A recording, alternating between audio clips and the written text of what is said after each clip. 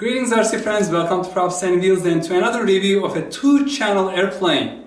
As you may know, I am obsessed with 2-channel airplanes, and the reason being is they provide a very inexpensive, very simple entry to the RC flying hobby.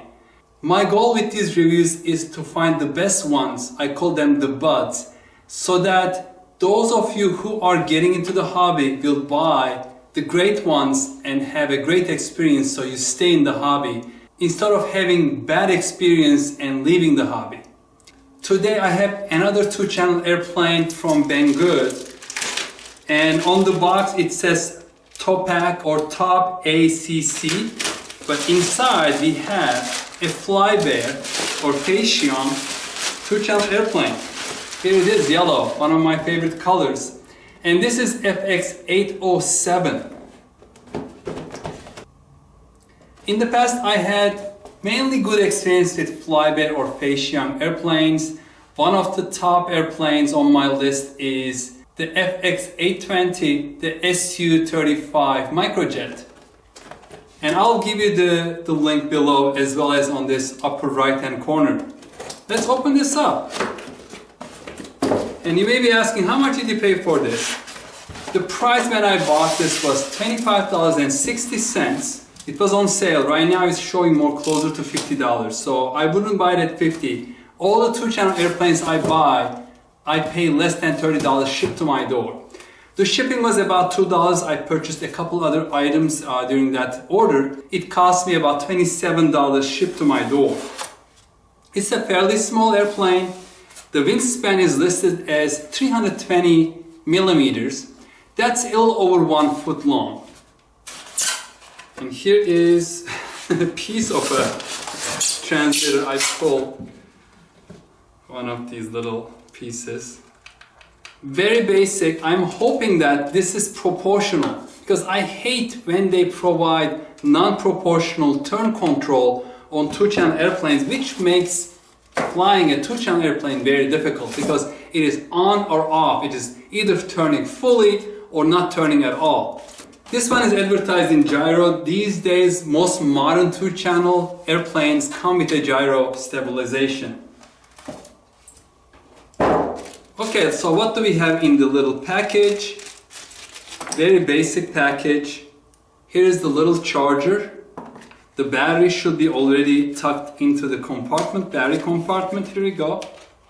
It is here. Let's take it out and see. It's really tiny. This is one cell 3.7 volt, 150 milliamp hour battery with one of my favorite connectors, low-C or low-key connector, LOCI. So I'm going to start charging this right away, get it ready to start flying. Let's connect it to this little USB adapter.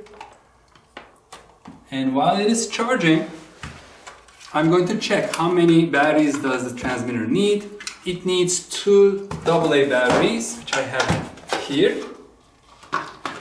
2 fresh AA batteries.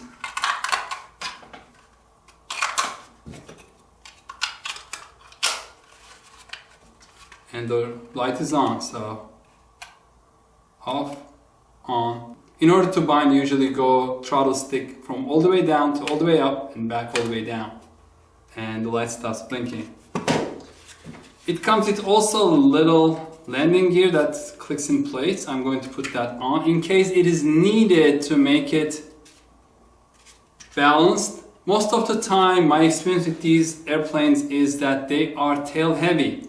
That's for making them flying high alpha, so they are flying slower, but it also makes them unstable and difficult to control. I like them to fly a little faster and stable. And what else do we have? 2 propellers. These are spare propellers in case you lose or break one of them. It's very difficult to break these, but you know, things can happen. And a very short manual.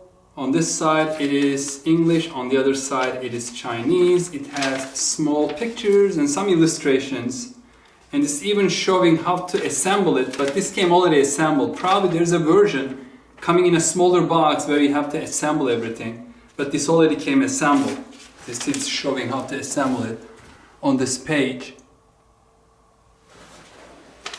And it is the gyro calibration. I don't see any gyro calibration. Usually you connect the battery first and then put the plane on a flat surface, not moving. Turn on the transmitter up, down, and it should calibrate the gyro for stable flight. I'm just going to momentarily pull the battery out of the charger, put it inside. If I can get this little connector out. They make them usually short, so you have to really have tiny fingers to pull them out, or one of the propellers. So let's connect this. And as in other Fei Xiong or Flybear airplanes, this has an on-off switch, which I like because then you can leave the battery inside. You don't have to take it out right away on the field. You can just bring it back home, and then whenever you're ready, you can pull it out. It's not going to discharge the battery. Let's tuck this in, the battery in. Close the little hatch. Here's the little on-off button protected by a little tab, plastic tab, so that doesn't accidentally get turned off, I guess. So I just turn it on and I don't see any light blinking. And that's never a good sign.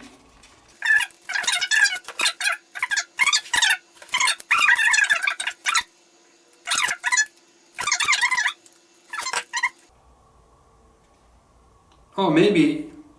Alright. I see a light blinking, but only if I look through here. So this hole is on the wrong spot. If you look through that hole, you don't see, straight, you don't see anything. But if I rotate it, I don't know if you can see it on the video, but you can see that inside there's a red light blinking. Okay. It is blinking, that's good. Let's tuck the battery in again.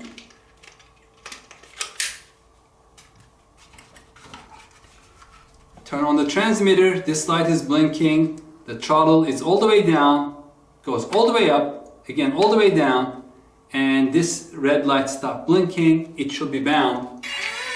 And it is.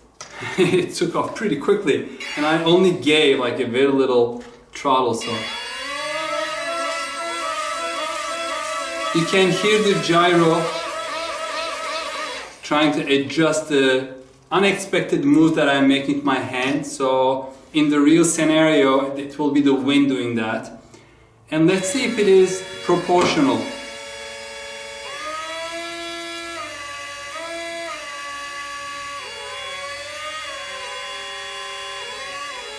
I don't think so. The pitch is not changing.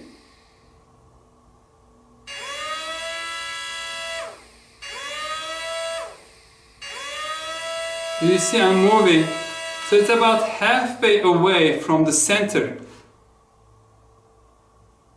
The motor comes on and it stays the rest of the way. So this is on off. I hate when the control is not proportional, because it makes controlling so much more difficult. Then you have to be doing this bumping for turning, so it doesn't bang all the way. You are kind of like bumping instead of slowly pushing it, and then the more you push, the more it bangs. So this is unfortunately on off. I don't want to make any judgment at this point, but I do not expect this to be a bud, just because of that. I may be wrong, maybe it flies great, it's on-off turn control, but we'll see. Okay, now I'm going to finish charging the battery and see you outside.